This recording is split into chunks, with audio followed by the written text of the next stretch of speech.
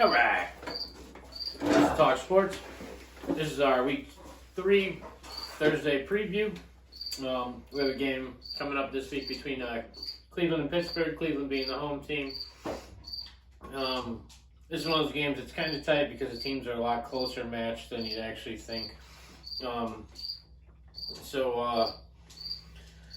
I think, all being said, looking at the stats, I think we were talking about this earlier, and I think personally it's going to come down to the running game, really.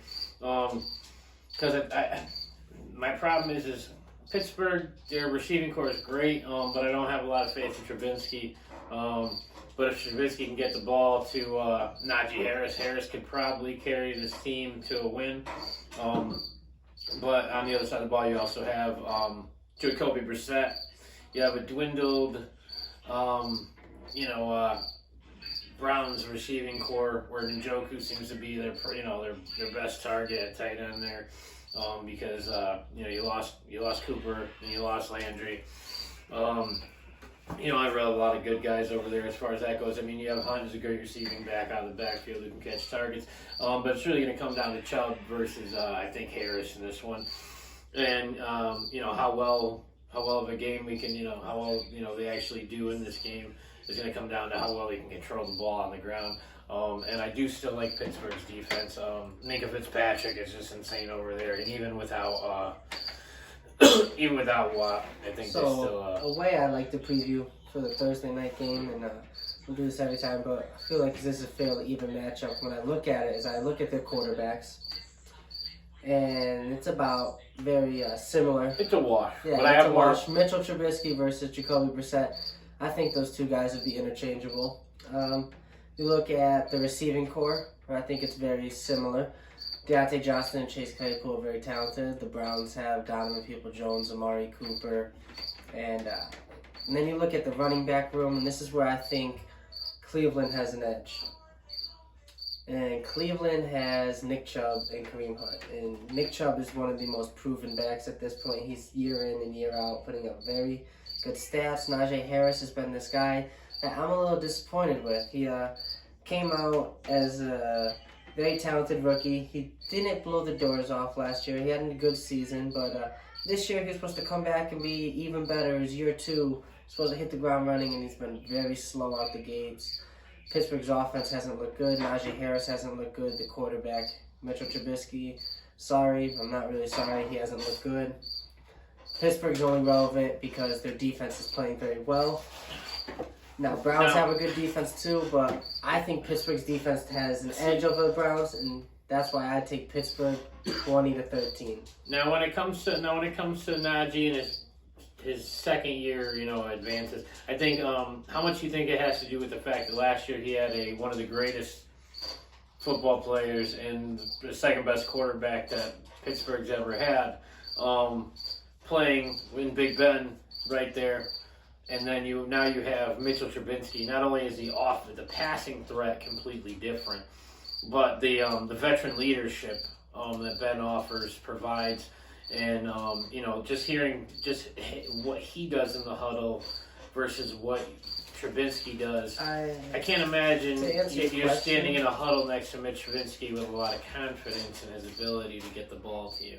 To answer your question, I personally don't think it was that huge of a difference, or should make that huge of a difference, only because I watched Ben last year, and it was similar to some other quarterbacks, like Peyton in his last year, which I know Peyton won the Super Bowl, but Ben and Peyton, both in their last years, it was like, please hang it up. They might have had some success. They both brought their teams to the playoffs, but Ben looked like a shell of what he was.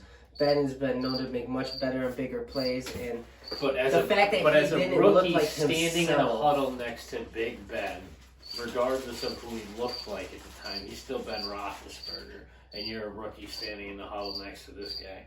Versus now you're walking into a huddle and you're looking over Mitch Trubisky, who's scared of his own fucking shadow, okay, and looks lost on a field. He's got some of the great young receivers around him right now. Great running back. I mean, this is the kind of offense that with the right quarterback, their defense is there. I know they're going to be without Watt for a little while, but the other pieces are there. They're solid. With the right quarterback, this is a Super Bowl contender. And that's so again, if the quarterback makes that much of a difference to the team as a whole, being a young player and having that big of a change in one season in your, in your leadership, not just like, because that's your quarterback, that's your leader.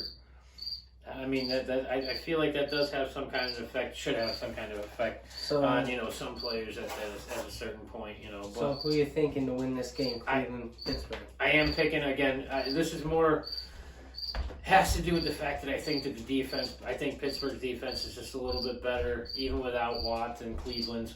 So I think Pittsburgh's going to be able to edge this one out, 17-20. It might even be an overtime game. So you would have Pittsburgh covering the 4.5 spread. I do think Pittsburgh can cover the spread. Yes. I think again, Cleveland. I think they're going to put up a good fight. I think they're around the board. They match up well. This isn't Cleveland with Deshaun Watson. This is Cleveland with, Jacoby Brissett. This is a Cleveland that we were going to have to be prepared for a while this season. And if they can hang on and win a couple, they're doing fine. Right now, they're 1-1, almost went 2-0 to start the season. So, but I think again, this Pittsburgh team, I think they would, even with Trubisky at quarterback, I think they're capable of winning. I think he's kind of like a bum leg. I think it's a game with two of basically the same team matched up against themselves. I think it's same game script for both the teams. Run the ball effectively, don't turn it over, play good defense, and see who can win this ugly game. And I trust Pittsburgh's coaching more than I trust Cleveland's coaching. I think they're more sound football team, so I think Pittsburgh will edge out this ugly game. What are your fantasy starters in this game?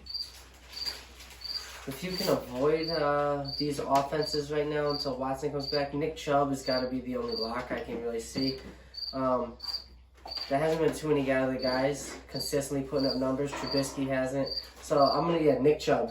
It seems obvious. I know I'm going with the easy choice, but it's got to go Nick Chubb. I think Chubb is definitely a fantasy starter. I think unless you have, unless you got a guy like, Christian McCaffrey or somebody, I think you have to start Najee. Well, who are the other guys you can consider in this game? There's Najee, Deontay Harris, Amari Cooper. These are all the big names. Amari Cooper, Deontay Johnson, Najee Harris, and then Chase Claypool. So I'm not really too confident. Claypool's not a very good start this year so far, unfortunately. I'm not very confident in a lot of those other guys. No. And Najee Harris scares me because Myles Garrett is staring him down on the other side. But the problem is again, in a game where I do believe it's going to come down to the run game, I think that Najee's going to have more than his fair chance to prove, carry his weight this week.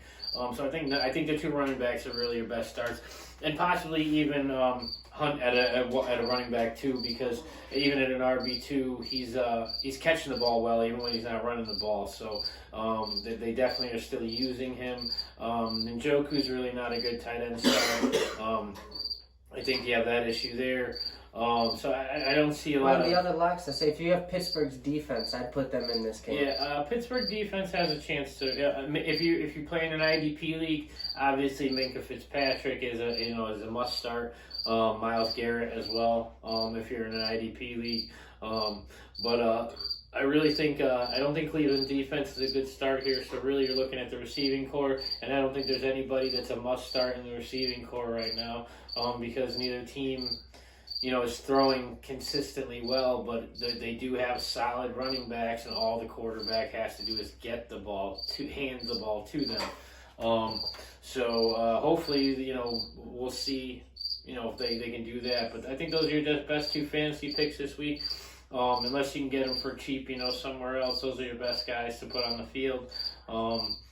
This might be a surprise kicker game. Spread's 4.5. So I think 4.5 Cleveland's given, and I think they're being, I think it's ridiculous. So I think I think Pittsburgh wins the game outright. So that's two choices: Steelers, no choice for Browns. Kind of avoid this game if you can in fantasy. And until next time, watch the game Thursday at 8:15. Cleveland versus Pittsburgh. We'll see you Sunday morning. Have a nice night. Have a good one.